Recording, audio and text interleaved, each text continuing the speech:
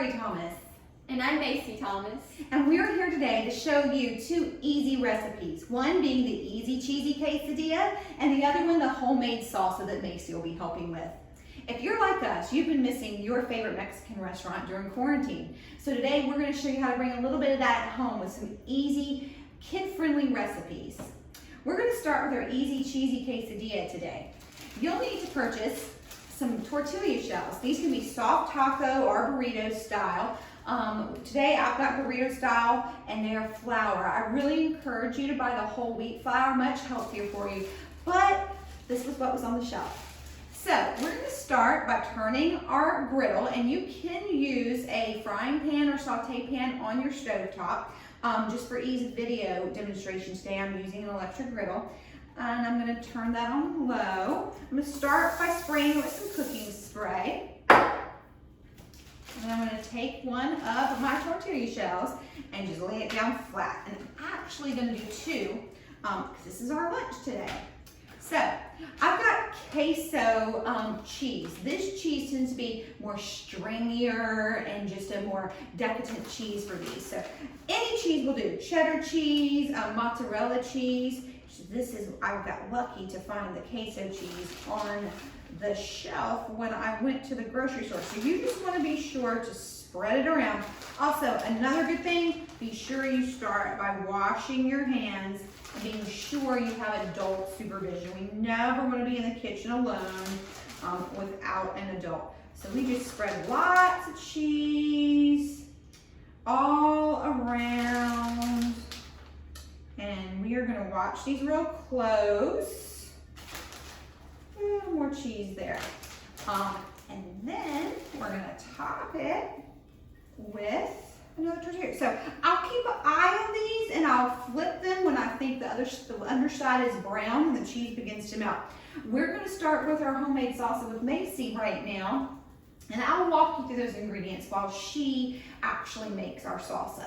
So first we want to start with 2 cans of Rotel, original 10-ounce cans. Very important to be sure you get the original. Rotel has many different varieties and we want to stick with the original because we'll be adding in different heat sources in a moment. So Macy has 2 cans. One can still has a lid on it, and I did that on purpose to show you that this is a cutting hazard. So when we open cans, it's best to go ahead and open it all the way around and get rid of the top of your can. So be careful, Macy. So she's going to go ahead and add those to our Ninja blender. You can use any blender, but this does work better with a blender. And I can smell my yummy quesadillas here. Just checking them. Still not brown yet. After the 2 cans of Rotel, she's going to add a can of whole peeled tomatoes. This is a large can, 28 ounces. We go with the whole peeled tomatoes. The tomato skin gives kind of a weird texture, so we go with peeled tomatoes. So we can add those in. All the ingredients are just going to go right into the blender. That's what this recipe is so fun to make because it's hardly any mess. Next, we're going to add ½ a cup of chopped onion. Doesn't matter how you chop your onion because again, the Ninja blender will take care of getting it nice and diced up for you.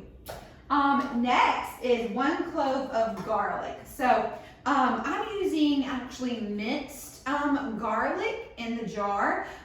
This can be found right underneath the spices in the grocery store or at your big chain department stores.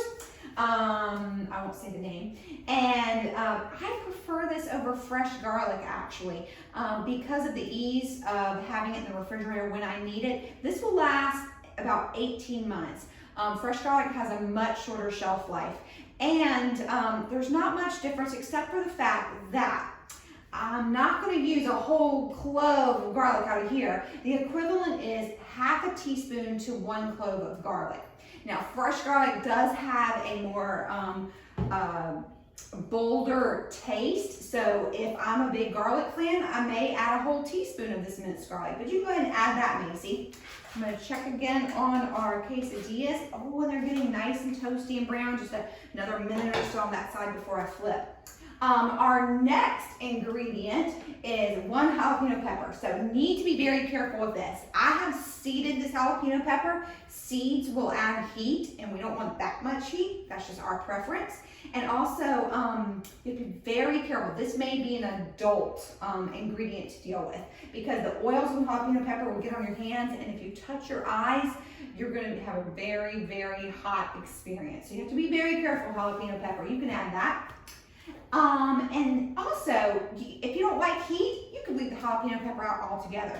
I have made it with red hot pepper flakes before, just because we enjoy the flavor of those, but I wanted to do the jalapeno today. Our next ingredient is 1/4 teaspoon of sugar.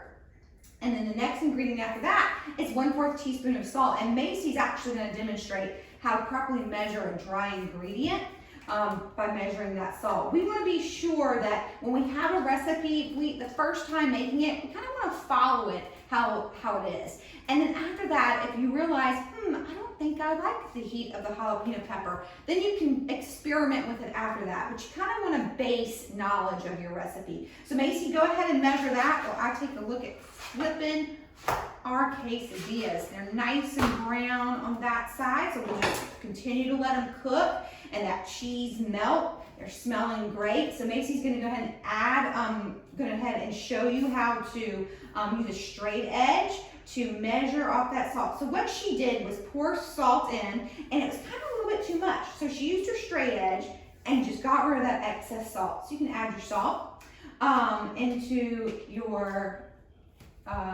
recipe. Thank you, Macy. And then our next ingredient is 1/4 teaspoon cumin. This has got a very strong smell to it. You'll smell this smell a lot in Mexican dishes, and I love the smell of it. Some people are kind of like, but usually when you smell this, you automatically think Mexican. Yep. Don't you agree, Macy? So you can go ahead and add that. And the next is a half of a lime, the juice of half a lime.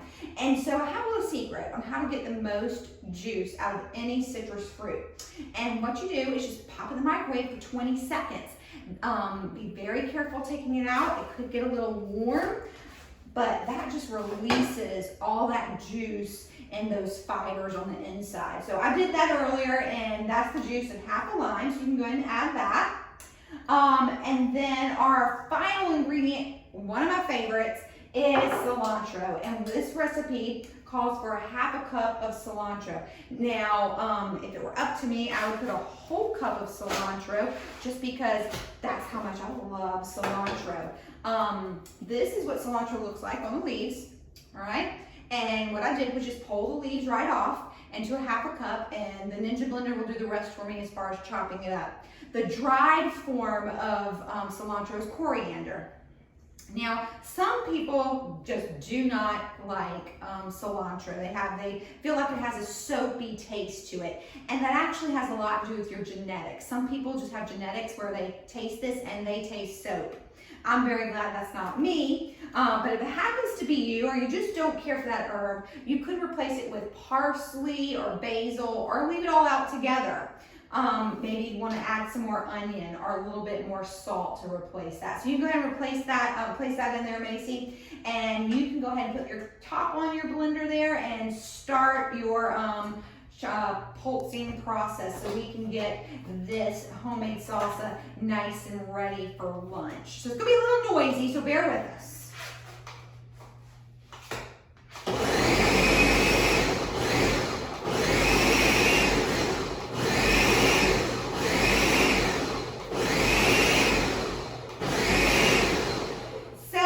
Nice and good, all chopped up. I don't see any chunks in there, so Macy can go ahead and pour some in this bowl here for us. I'm going to move some things so you guys can see it. Meanwhile, I'm still working on these quesadillas. They're just about done, just about brown enough.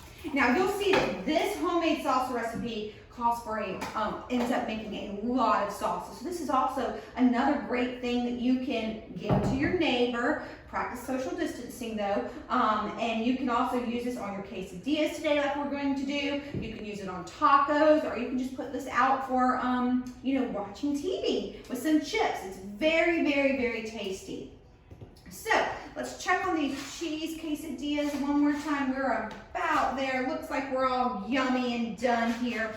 And I like to just do a little quick peek. Make sure we have melted cheese. Our plans for these cheese quesadillas are to serve them up for lunch. We're going to sprinkle some fresh lettuce and fresh tomato and some sour cream, and I'm going to top it with a little bit more cilantro and of course our salsa. So we hope you enjoy this lunch today, and remember, wash your hands, pull your hair back, and make sure you have adult supervision when cooking in the kitchen. We'll see you next time.